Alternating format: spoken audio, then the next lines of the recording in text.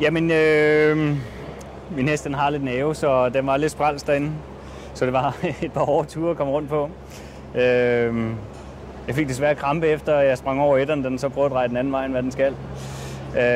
Det var en hård omgang at skulle køre sådan 2 ture med krampe i det ene ben.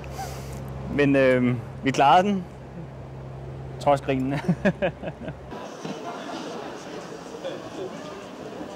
Carpe Brønds, han kommer af en stamme fra min gamle Grand Prix Bronson, hvor jeg lavede en helsøster, som hed Collie Brønds.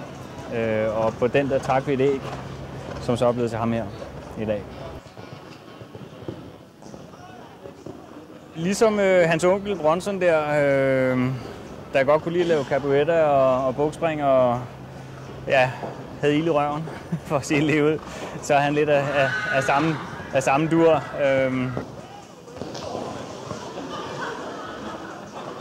Der skal ske noget. Ikke så meget for mig, men mere for alt, hvad der sker omkring ham.